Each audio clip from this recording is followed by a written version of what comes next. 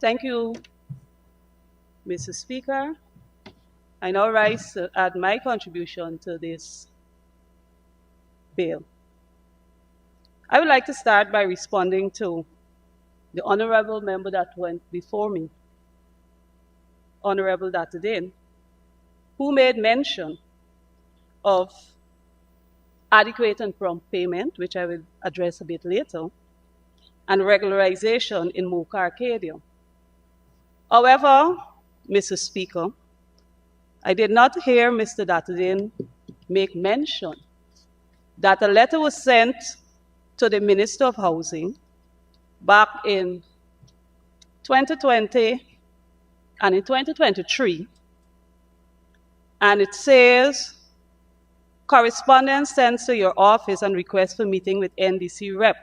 This was sent by the chairman of Mocha Arcadia NDC.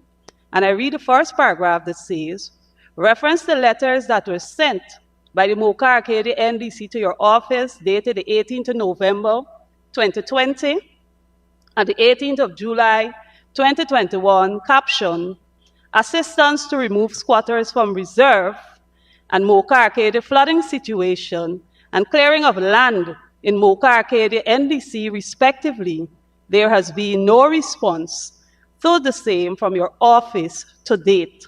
The status quo remains the same, though several promises by Mr. Aaron to report same to you.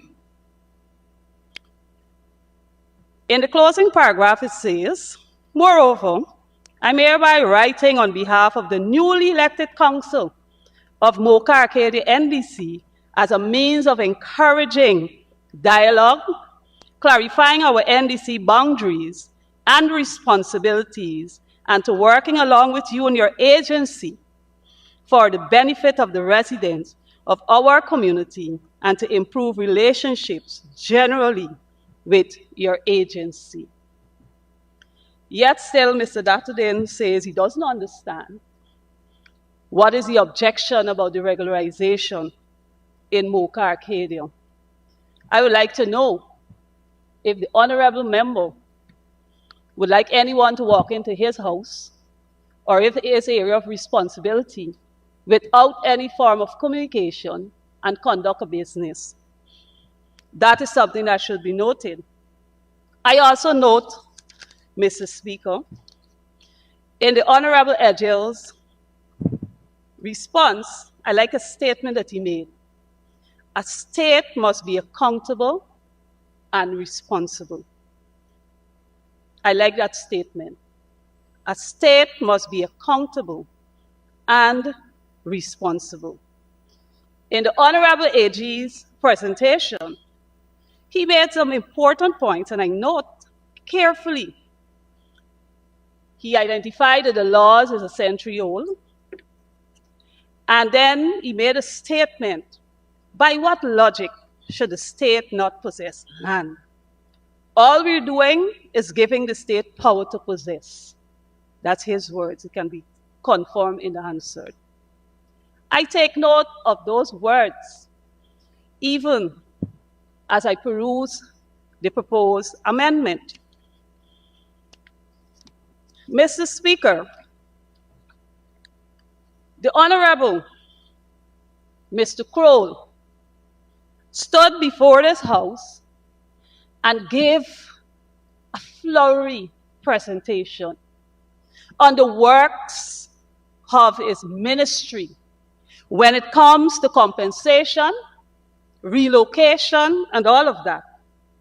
He highlighted for the first time that the Caneview issue, they had engaged in 2008 with the process. They did a survey in 2009, and then they suddenly revisited in 2021.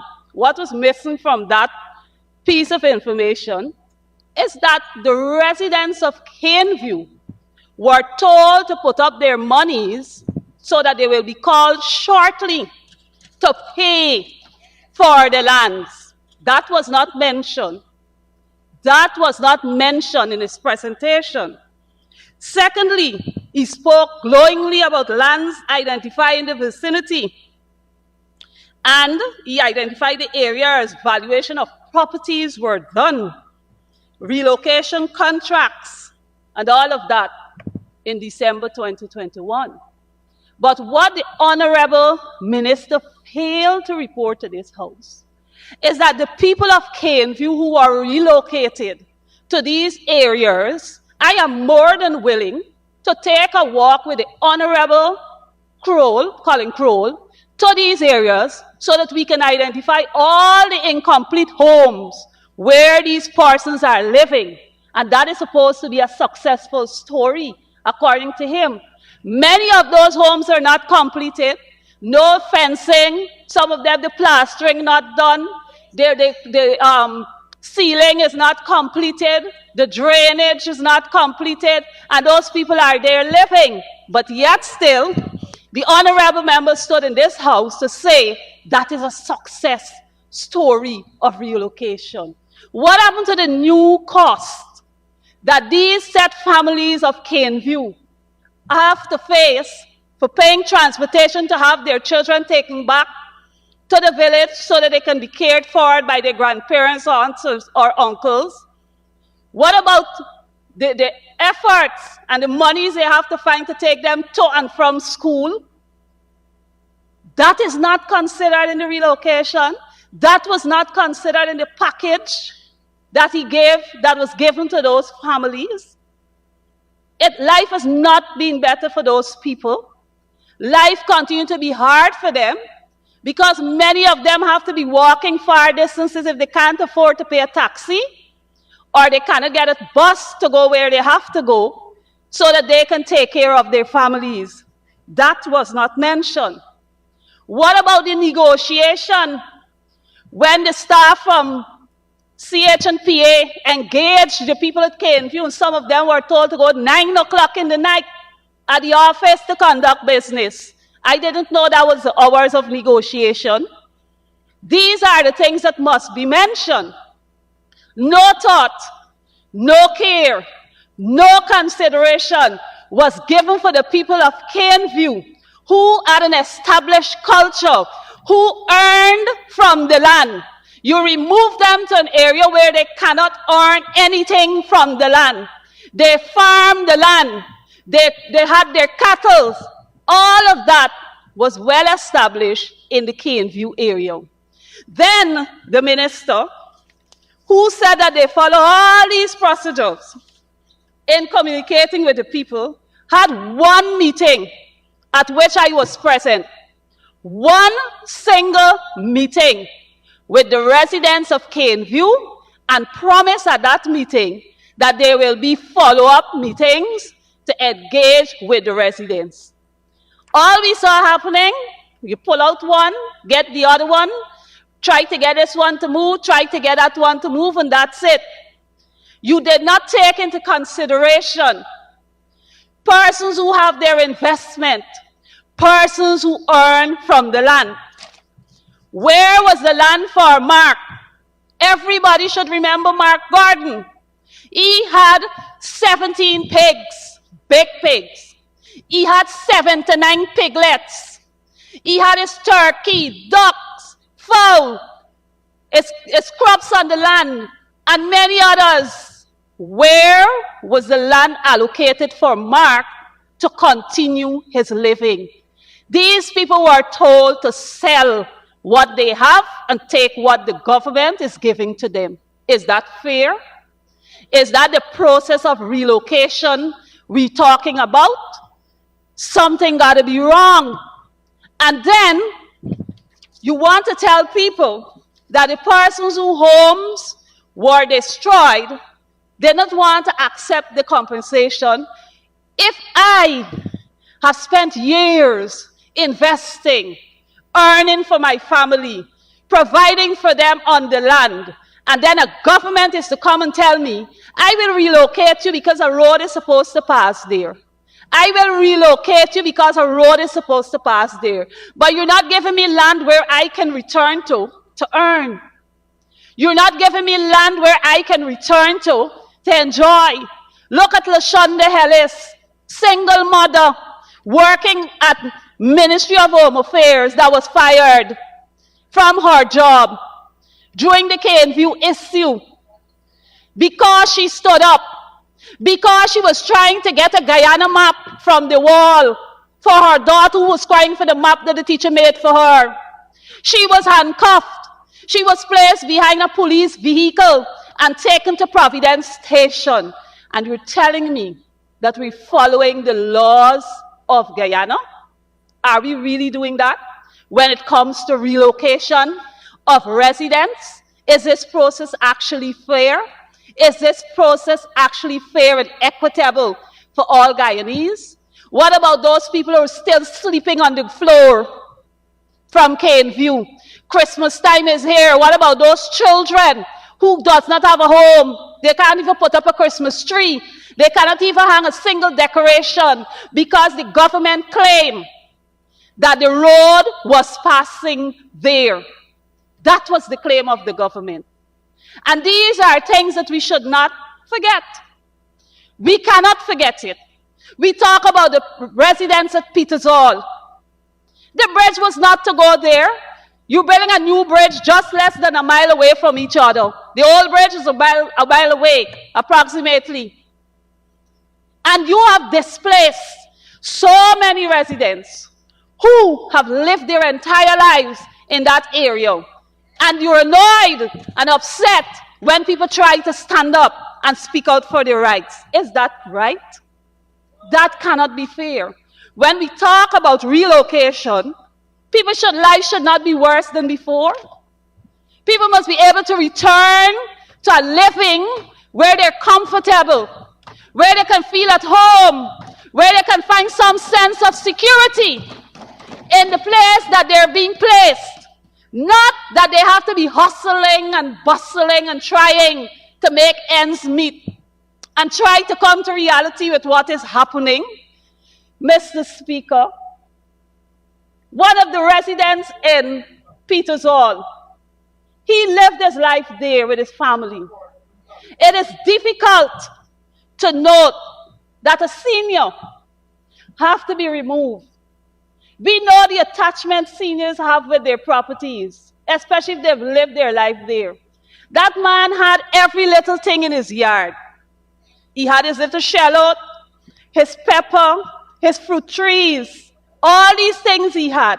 And he got up every single day in the morning to tend to his plants, to pick and to reap whatever is sown there.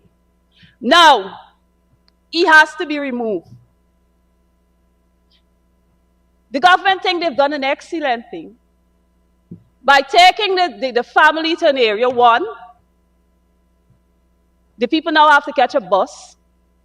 There isn't any neighbors around. They can't plant anything as yet in the yard. So you rent a house with AC. A senior who live all their life in an environment where they can enjoy the fresh air and expect that that individual will be so happy and comfortable. That is not what they're accustomed to. Then the said senior would leave the same fancy house that they provide and just go back and stand and watch his place where he used to live. He stands there and he watches. Who provides the psychosocial support that is needed when these people are relocated and have to readjust to a new living, to a new environment, and all of that? Who provides it? You will tell the man that he's wrong or he's stupid or something you would want to say. But again, Mr. Speaker, when people have attachment to the things that they have, they've lived for years, it will affect them. It has to be a process. And the people who are administering the change and having these people relocated ought to show grace and compassion for these people. That is what they know. What any one of the ministers want anybody to say that they want to do development and come and grade down their home, put them out the next day and all of that. No, man. We need to think about that. We need to think about that. So even as we are dealing with people We are dealing with people, and you have to find ways and means of communicating, meeting the persons, and trying to assist them to be comfortable so that they can relocate. Where is that? Where can we find it? You're coming to take in the name of development, but you're not willing to help the people to enjoy the development because of the stress that you add to their lives from the unfair practices and injustices that are meted out to them. We need to think about that. The Honorable Colin Crowe liked to talk about his flowery works. You see this picture? Sorry, can't put it in colored. I hope the Parliament could provide coloring the next time. Mr. Speaker, this is Diamond at the back. When you drive through Grove and you turn into Caneville, there's a passageway to go down to the back. And you drive about 2 miles. In driving the 2 miles, you pass streets with lights, no houses. You pass bush along the sideways, you're going down, no houses. You come to another street, there are lights. Then you reach a section, it's completely dark. And when you go down past the dark, there are people living. The government placed them there. There are people living without light and water. Again, Mr. Speaker, I will be more than willing to go with the minister so that we can visit the area and let us see if I'm telling the truth or not, because I was there. There are people living there without lights and without water. On those very lands, they were relocated. What are we doing? Relocation? Why would you put light in a street where nobody's living and the area where people are living have no lights? We're talking about development. We are talking about development, Mr. Speaker. And so, I would like the minister who made the presentation earlier to make himself available for us to go and check, facts check what was presented before this Honorable House. Mr. Speaker, I bring this other issue before you again. Relocation in the name of development, Mr. Speaker. You see here? These are plantains, trees. And Mr. Speaker, you see this? And again, I'm sorry it's not colored. This is the Gas to Shore project, where you have, while the work is being done, a number of persons lost their farms. They were graded down for the project. What compensation was given to those people? What compensation did you give the people who had all the plantain suckers graded down, the sapodilla tree graded down, and all these things? What compensation did they actually receive? It is quite interesting that we sit in this house and we talk glowingly about relocation and development whilst we punish people unfairly. Quite interesting. Mr. Speaker, after witnessing what happened to the residents of Caneview and Peters Hall, it is not surprising to see this PPPC-led government coming to this house to make changes that will legitimize their bullyism, to continue with the marginalization of ordinary Guyanese. Because we then had the legislation change when the grade down Caneview. So now it come in. All the things that have been happening to people, we then had the change in the legislation. But suddenly, we see the need to make the change when the challenge came from the people at Peters Hall. But suddenly, we see the need for the change, the acquisition of lands for public purposes, amendment bill. 2024. This land acquisition bill is deeply tied to issues of historical injustice, ethnic identity, and socio-political dynamics. It is not a simple matter of land acquisition, but a test of fairness, justice, and equality in governance. Everybody wants to see development, but development got to be fair. When you're approaching the people who are involved, there must be fairness, and that's why I identify. I like when Crowell said, Honorable Colin Crowell said, we've been transparent. We've been fair and compassionate. Where was this transparency? Where was this fairness? Where was this compassion when you dealt with the people at Caneview and when you deal with the people at Peters Hall? Where exactly is it? Where's the compassion?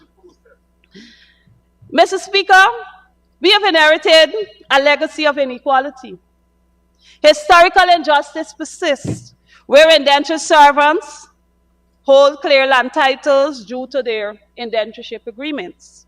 In contrast to the African communities, we are still grappling with unresolved ancestral land claims that was being perpetuated through the systems of inequalities. Our ancestors lost their lives. Some of them worked tirelessly, many worked tirelessly to build infrastructure, dig the canals with their hands, the drains, pull the canes, and all these things they would have done. Their culture, their identity was taken from them. Mr. Speaker, the current approach symbolizes a dystopian reality. It is marked with suffering, injustice, and abhorrent practices. It deepens existing divides. So we come with an amendment. How do we help? What are we doing to assist all of this? We got this legislation, we got the laws, we got all these things. But what are we doing? We come in 2024 to make an amendment again. But there are so many issues that need to be addressed, so why don't we address them if we're amending? Why don't we address them if we're amending the laws? Why are we just being selective in deciding that adequate and prompt payment is enough?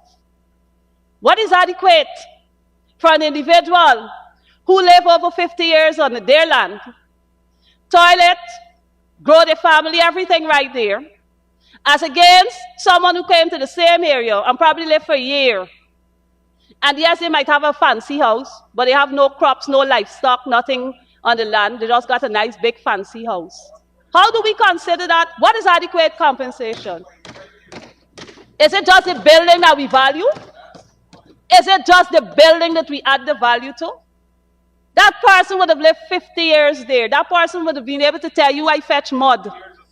I build this. I do that. I did that. As against someone who came and met a road because the persons there was able to work, develop, and make things possible so the place can become a community. What is adequate compensation? When you remove an individual from the support system that they have in their community. We got to be fair. We got to be fair. Nobody's against development, but we have to ensure that the process and the steps that we take brings equity and fairness. I heard the minister mention, we have moved this body from here, and we have moved that body from there, and there was no problem and all of that. I would love to go and do a survey and take all these people the yard city remove and let us go through the process of what was being done. And we might be surprised at what we will find if we talk about equity and fairness. Mr. Speaker, human rights and displacement is an issue. Disposing people of their land without proper consultation. At one meeting, and then I decided to publish something in the newspaper, and then I publish it in the newspaper. I send a message here, I send 2 staff to stick 2 things on the gate, whether they home or not, and then I move it with a grader and grade them down. There's not proper consultation. Compensation should include not only the building. Our cultural consideration, you see, the thing is, we only thinking about the compensation in the terms of finance, but also the psychosocial support given by the government would be a part of the package. The psychosocial support given by the government would be part of the package. So in the case of the elderly who returns just to watch, and you're there to provide that kind of support for them, it helps. So this is what we need to look at. Cultural consideration undermines basic human rights. People who are connected historically and spiritually to their lands should be considered. Any policy ignoring these facts violates people's identity and dignity. Mr. Speaker, employing 21st century legal and political tools to justify unjust actions mirrors the colonial tactics of displacement and marginalization. This disappropriation harms vulnerable population while eroding the trust in the government. It is the ordinary people that suffers. Why the bridge didn't go to Houston? Let them tell you, why didn't the bridge go to Houston? Why it had to go to displace so many people? Why did it have to go there? That's a government decision. All the study was there to explain why it was recommended that the bridge goes to Houston.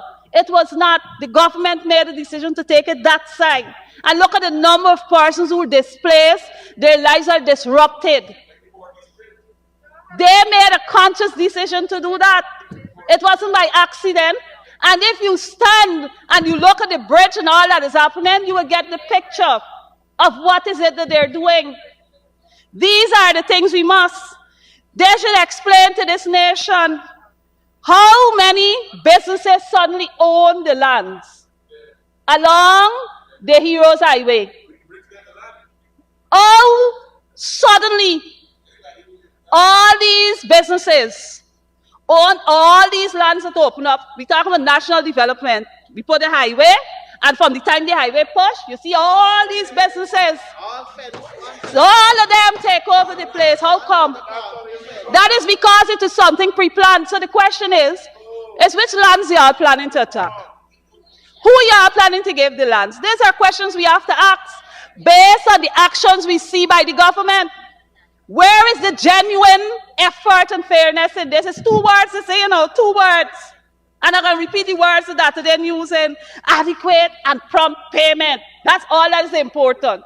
Nothing else is important. Mr. Speaker, we have to do better when it comes to development versus displacement. Because we talk about infrastructural development for economic progress. It cannot come at the cost of just displacing communities like how you bury Cane View. They bury Cane View and set the flowers growing at Cane View. So that nobody who couple years and ain't gonna remember Cane View, that is not an area named Cane View existing. But I'm quite sure every family that lived on Cane View, every child that born there gonna remember Cane View. So we have to be conscious of this. Fair compensation and resettlement. Development must serve the public good equitably. Equitably. That's how it must serve our people. Historically, we know about marginalization. Man, we're in the 2024, the 20th century. Why is it that we cannot come up with proper mechanism that will bring fairness and equity to all? Why? We should be able to do that. We must, Mr. Speaker. I recommend inclusive dialogue. You're making a decision. You're bringing an amendment here. And you have a decision that will affect the lives of people. And you don't see it necessary to have proper dialogue and engagement with these people. It is important that we have that. Citizen participation. When you talk about moving people, there's people, it's face, it's human face there. You must engage these people. We must consider, we must consider the ancestral claims. Advocate properly these legal frameworks that people can be comfortable. Guyana is made up of 6 races, not 1. And so, whatever decisions are made, we must consider all of that as we go through. We must have respect for our people. We must have the necessary oversight mechanisms when it comes to relocation of our people. It must be properly planned and structured so that when you have to remove people, you can engage them properly. You know, Mr. Speaker, in closing,